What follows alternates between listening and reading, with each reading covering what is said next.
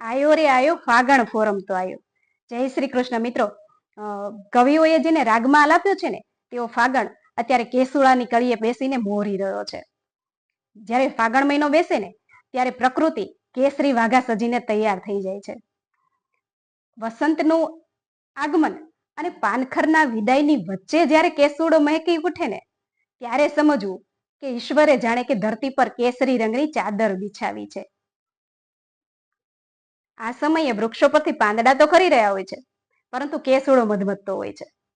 આમ ફાગણ મહિનામાં ફોરમ ફેલાવતો કેસુડો આપણા માટે કુદરતની જાણે કે લાજવાબ દેન છે. ઘાટા કેસરી અને સ્કાર્લેટ રંગના ફૂલોથી જંગલમાં જાણે કે આગના દ્રશ્યો સર્જાય છે.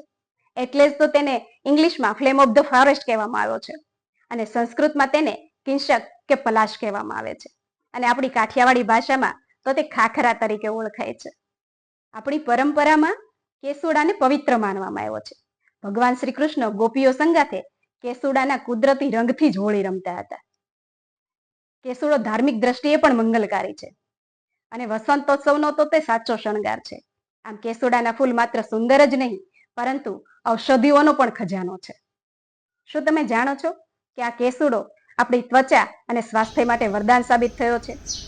કેસુડાના ફૂલોને પાણીમાં પલાળી અને તે પાણીથી સ્નાન કરવાથી ઉનાળામાં થતી અળાઈઓ, ખંજવાળ અને ચામડીના રોગો એટલે કે સ્કિન ડિસીઝ દૂર કરે છે. અને કેસુડો કુદરતી રીતે ઠંડો હોવાથી તે શરીરની બળતરાને શાંત કરે છે અને કાળઝાળ ગરમીમાં પણ ઠંડક પ્રદાન કરે છે. આયુર્વેદને જે સામાન્ય તાવ કે લોહીના વિકાર દૂર કરવામાં આ કેસુડાનું શરબત કે તેનું પાણી ખૂબ જ ગુણકારી માનવામાં આવ્યું છે. તો મિત્રો, આ વખતે આ હોળી પર આપણે બજારના કેમિકલ યુક્ત રંગો છોડીએ અને આ નેચરલ હબ રંગોથી એટલે કે કેસુડાથી હોળી રમીએ અને વિસરાતી જતી આપણી પરંપરાને આપણે સૌ સાથે મળીને જીવંત કરીએ.